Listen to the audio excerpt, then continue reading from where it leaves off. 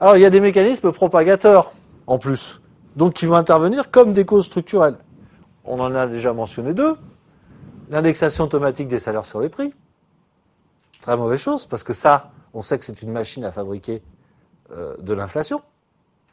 J'ai le prix qui augmente de 10%, je sais que mes salaires augmentent de 10%, et ça y est, je suis parti dans le processus inflationniste. Le deuxième, la répercussion automatique des hausses de coûts sur les prix. Donc ça, c'est un comportement d'entrepreneur. Et je vous ai dit que dans un monde concurrentiel, ça ne devrait pas trop avoir lieu. En fait, cette problématique est très actuelle. Je vous rappelle que le gouvernement a décidé d'augmenter la TVA de 1,6 point. Et la grande question, c'est est-ce que ça va entamer le pouvoir d'achat des Français ou pas? La réponse, elle est dans cette ligne. Est-ce que les entrepreneurs français vont répercuter automatiquement la hausse de la TVA sur les prix? C'est une vraie question, puisque dans le même temps, ils auront bénéficié d'un allègement de charges sociales. Donc le coût du travail va baisser.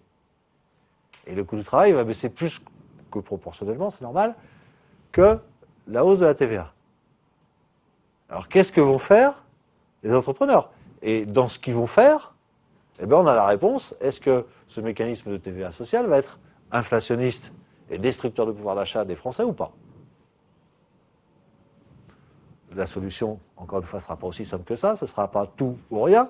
Ce sera au milieu. Ce sera partiellement répercuté et partiellement absorbé.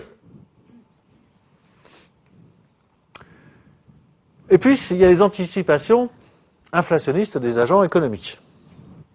Par exemple, on sait très bien que quand il y a une augmentation du prix du carburant qui est annoncée, ben les gens se ruent à la pompe pour faire le plein avant l'arrivée du carburant. Bon, imaginez donc, l'anticipation de l'inflation engendre une augmentation de la demande.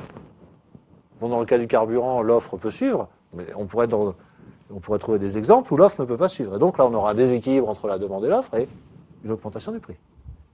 Donc, anticiper de l'inflation et avoir des comportements qui correspondent à cette anticipation, c'est généralement créer finalement de l'inflation. Quand toute une population agit de la même manière, le résultat est certain.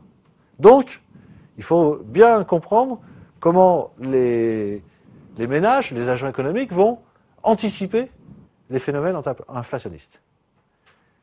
Et c'est très très compliqué ça. C'est très très compliqué. Ça dépend vraiment de la perception qu'ont les individus. Et cette perception, j'ai bien peur, n'est pas du tout rationnelle. Quand les individus pensent c'est une flambée des prix, ça va durer 2 mois, puis après, on va revenir à des choses beaucoup plus sages. Soit ça altère absolument pas leur consommation, comme s'ils n'avaient rien vu. Ils vont juste prendre un petit peu plus sur leur épargne, passagèrement, pour arriver à absorber le choc inflationniste.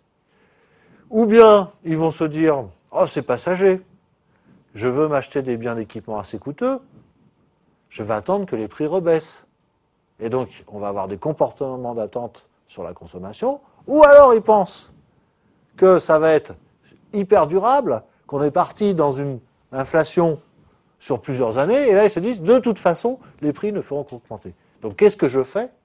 Je consomme tout de suite parce que c'est aujourd'hui que c'est le moins cher.